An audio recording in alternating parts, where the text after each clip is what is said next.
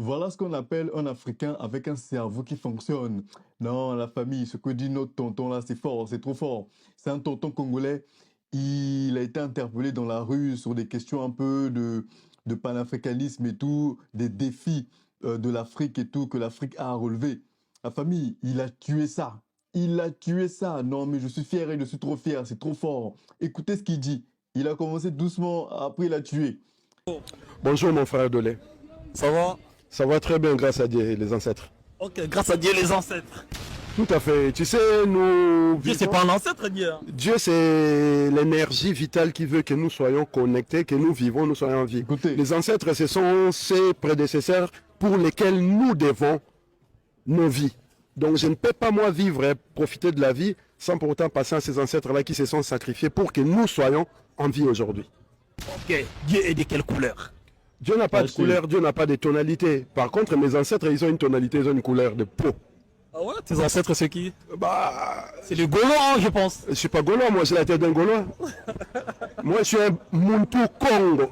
Mes ancêtres, ils sont au Congo central, dans les bassins du Congo. Ils ont la même couleur de peau que moi, voire même plus foncé que moi. Ok, ils sont plus foncés tes ancêtres. Ouais, bien sûr, qu'est-ce que tu penses? Regardez-moi comment je suis, noir comme il faut. Bon, pas noir, je dirais pas noir parce que ma peau elle n'est pas noire. Tes cheveux ils sont noirs. Okay. La veste de mon ami est noire, mais moi je ne suis pas noir. Mais, par contre, je suis brun foncé. Donc mes ancêtres, pour dire d'une manière générique, ils ont été kémites. Écoutez bien. Comme moi, noir c'est-à-dire. Ok, donc kémite ça signifie noir. Kémite ça signifie noir, oui. Ok, dis-moi maintenant, quels sont les principaux défis auxquels la communauté noire est confrontée dans le monde? Ben, les défis que la communauté noire fait face aujourd'hui, c'est des questions de spiritualité, c'est des questions scientifiques et surtout des questions de la gestion de la population, c'est-à-dire la politique. Donc quand je parle de spiritualité, ça veut dire quoi?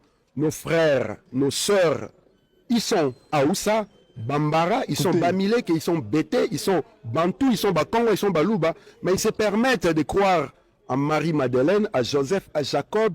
Ils croient aux dieux de la tradition judéo-christiano-musulmane, des dieux qui sont arrivés avec les esclavagistes, ceux qui ont déporté, ceux qui ont fait travailler nos ancêtres comme pas possible. Et ça, c'est le premier défi sur le plan spirituel.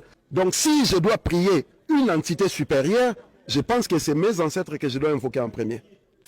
Ok, citez-moi les noms de tes ancêtres. Les noms des deux de mes ancêtres, je vais vous en citer plusieurs. J'ai des ancêtres qui s'appellent Nzingankuvu, qui s'appellent Vintankanga, qui s'appellent Kimpavita, qui s'appellent Mbanji Diangola, qui s'appellent Mvuluzi Kimbangu, qui s'appellent Panda Farnanan, qui s'appellent Lumumba, qui s'appellent Kasavubu. Ce sont nos ancêtres, ce sont nos parents. Et comme j'ai dit tout à l'heure, je ne peux pas parler de ma vie, de mon existence, sans me référer aux gens qui sont la raison de mon existence. Avant que tu ne sois, tes parents étaient. Avant que tes parents soient, tes grands-parents étaient. Avant que tes grands-parents soient, ainsi de suite, avec les lignages, vous vous rendez compte que nous venons de quelque part. Et c'est là où je reviens sur la question de la spiritualité, parce que nous nous rendons compte que Jésus-Christ, la Bible, est arrivée avec Diego Cao en 1483 dans l'embouchure du fleuve Congo qui est dans le bassin du Congo. Et ça, c'est une histoire que les Congomans, les Africains négligent et ne prennent pas au sérieux. Et j'ai répété ici, comment est-ce que je peux invoquer les ancêtres de ceux qui ont rendu mes ancêtres esclaves et croire que dans ces combats civilisationnels que nous avons, ces ancêtres-là agiront en ma faveur. C'est comme toi, tu es en train de prier les parents de ton ennemi pour que ces parents-là interviennent en ta faveur pour faire tomber ton ennemi, alors que ton ennemi est son fils. Et c'est comme ça que nous devons voir les choses. J'ai parlé du problème scientifique. Nous nous référons à la science occidentale. Nous ne prenons pas le temps de comprendre qu'est-ce que nous sommes, qu'est-ce que nos ancêtres ont réalisé dans ce monde. La civilisation aujourd'hui que nous avons est réalisée grâce à nos ancêtres. Parce que lorsque tu vois des pyramides, lorsque tu vois la sédentarisation, lorsque tu es en train de lire les calendriers lunaires, les temps que nous avons aujourd'hui, ce sont nos ancêtres kémites qui ont réalisé cela. Et ces ancêtres-là doivent recevoir l'honneur qu'il faille pour que la chose puisse continuer. Maintenant, lorsque vous vous référez aux savants, aux scientifiques européens, vous pensez que ces scientifiques européens qui ont dérobé votre histoire, qui vous ont spolié, qui vous ont esclavagisé, agiront dans leur science en votre faveur? Ça, c'est des questions qu'il faut poser. Ok, là je suis un tout petit peu perdu, mais je vais rester un peu focus sur tout ce que vous avez dit. Oui. Moi, la question c'est que, Très fort, est-ce que très fort. c'est le problème des Jésus ou les gens qui ont utilisé la Bible à leur faveur pour faire l'esclavagisme? Bah, le problème avec Jésus, c'est qu'il a... Non, est-ce que c'est le Écoutez problème bien. de Jésus? Parce qu'on va dire que Jésus a existé, ça fait plus de 2000 ans. Mais là, actuellement, l'esclavagisme, ça fait pas 2000 ans que ça existait. Est-ce que c'est les gens qui ont utilisé la Bible à leur faveur ou c'est vraiment va les tuer. problèmes de Jésus? Le problème, ce n'est pas les gens qui ont utilisé la Bible Il va à leur tuer. faveur. Les problèmes restent au niveau de qui est en train d'utiliser. Je ne peux pas comprendre qu'à chaque fois qu'il y a des bêtises que nous voyons avec des pasteurs aujourd'hui, avec des prêtres autrefois, avec des religieux autrefois, que nous puissions tout le temps condamner ceux qui utilisent cette parole-là. À un moment donné, il faut se poser cette question. Pourquoi tous les gens qui utilisent ces paroles-là sont dans la perversion, sont dans le vicissitude, sont dans des choses inimaginables et inhumaines? Ne serait-ce pas la personne qui inspire? Quand je parle de Jésus, moi Jésus c'est un personnage furtif. Il n'y a aucune preuve aujourd'hui qui pourra vous justifier l'existence de Jésus, à part les écrits que nous Wow. avons. Sauf que ces écrits-là, lorsque nous allons consulter, on nous parle d'évangile selon Marc, évangile selon Paul, évangile selon Zeta Lambda, Theta personne. Mais jamais il existe d'évangile selon Jésus-Christ. Et je tiens même à rappeler ici, vite fait, que quand vous voyez bien tous les prénoms des apôtres, Jacob, Marc, Paul, Jean, c'est des prénoms français. C'est des prénoms français. Comment ça se fait que les prénoms français sont retrouvés dans la Bible? Pourquoi dans la Bible, il n'y a pas de nom africain? Ah, Afrique. C'est-à-dire, on s'est fait marmailler, c'est un niveau. Poursuivons. Qui peut mieux parler de Jésus-Christ qu'à part lui-même Jésus-Christ? Ok, ben, à part les noirs chrétiens, il existe aussi des noirs musulmans qui ne sont pas des chrétiens. Donc, et ils sont musulmans, donc je ne vois pas les rapports avec les kémites, tout ce que vous venez de dire. Mais vous savez, Est-ce que les noirs musulmans, ils sont aussi perdus comme, comme vous supposez, hein? on ne peut pas être kémite noir et croire C'est aux pareil. religions de la tradition judéo-christiano-musulmane. Je précise, quand nous parlons de l'islam, l'islam Exactement. a sa source dans la foi abrahamique. Donc leur ancêtre commun, et les juifs, et les chrétiens, et les musulmans, c'est Abraham. Les musulmans l'appellent Ibrahim. Les chrétiens, nous l'appelons, ils appellent Abraham. On se comprend. Donc la tradition abrahamique a donné le judaïsme a donné le christianisme a donné l'islam. Maintenant, l'islam est arrivé comment en Afrique? C'est des questions que nos frères musulmans doivent se poser. Ils sont arrivés dans des razzias. Ils sont arrivés pour déporter, rendre esclaves les Africains, les amener vers le Moyen-Orient, le Proche-Orient, l'Extrême-Orient, y compris l'Occident, pour qu'ils travaillent au service de ces gens-là. Tu sais, lors de la traite transaérienne, parce que la traite transaérienne a eu lieu avant la traite transatlantique. La traite transaérienne a commencé vers le 7e siècle. Des musulmans qui venaient des Arabies Saoudites jusqu'au bassin du Congo pour voler, attraper nos ancêtres, voler nos richesses, nos ivoires, et ce qu'ils appelaient les bois d'ébène, c'est-à-dire l'homme noir, pour qu'ils aillent travailler là-bas. Maintenant, lors de cette marche-là, ils traversaient le désert du Sahara à pied. Vous savez ce qu'ils faisaient? Ils arrachaient le sexe aux hommes pour que les hommes africains, lorsqu'ils arrivent là-bas, ne puissent pas s'accoupler avec les femmes, entre guillemets, musulmanes de l'autre côté. Voilà comment l'islam est arrivé chez nous. C'est la question que je pose tout le temps. Comment est-ce qu'une religion qui prétend apporter la paix arrive chez vous dans le génocide, dans l'esclavagisme, dans les meurtres? Et vous, qui êtes les descendants de ceux qui ont été victimes de ces atrocités-là, vous croyez en ces religions-là. C'est de ça qu'il est question. Donc, je t'informe, mon frère, ma soeur, que si tu es musulman ou tu es musulmane, tu pries le Dieu de ceux-là qui ont coupé les sexes de tes ancêtres. C'est de ça qu'il s'agit.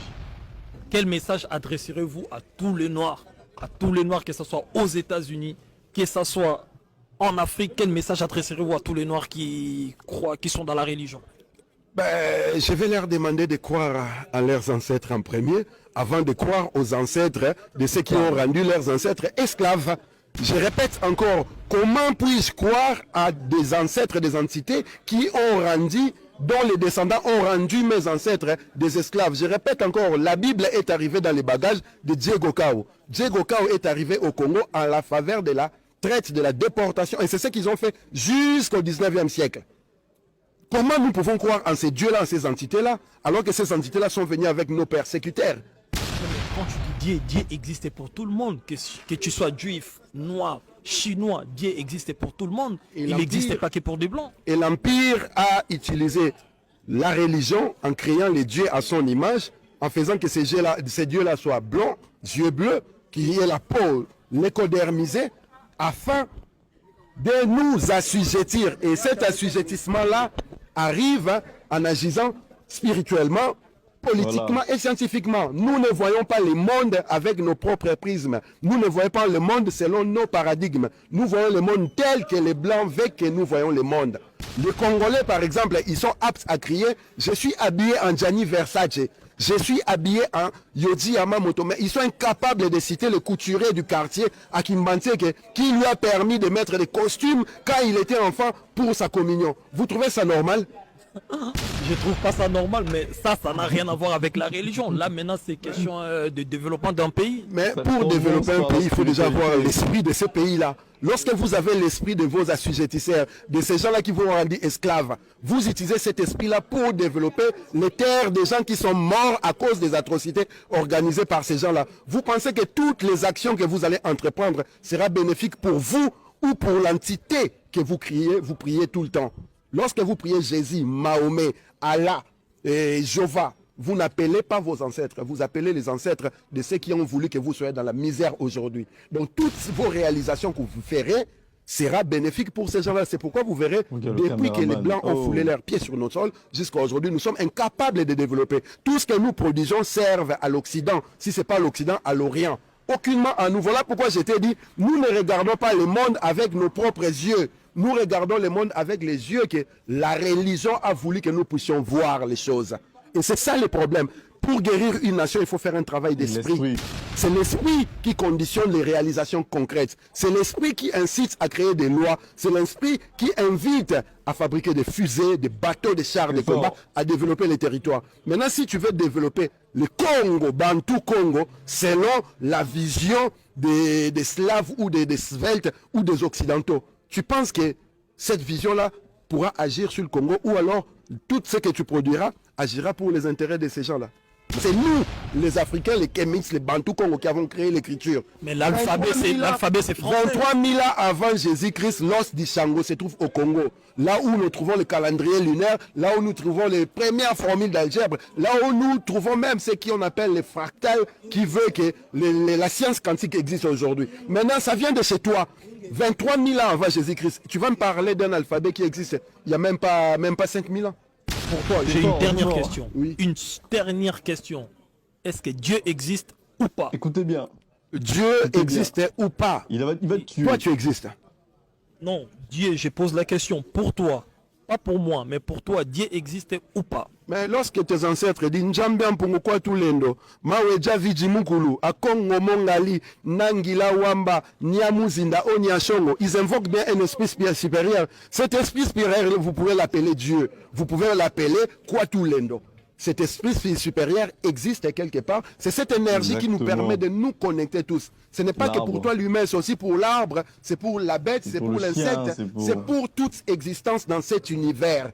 Et il n'a rien à voir, ces dieux-là, avec les dieux qu'on nous raconte dans l'islam, dans le christianisme et dans le judaïsme. Les dieux de l'islam, les dieux du christianisme et du judaïsme, ce sont des outils politiques pour assujettir les uns au bénéfice des autres. Les uns, ce sont nous les mélanodermes qui croyons aux dieux qui ne sont pas nôtres. Et les bénéfices des autres, ce sont les lécricodermes, les xanthodermes qui vous ont apporté ces dieux-là, et effectivement pour vous endormir et vous mettre en léthargie permanente.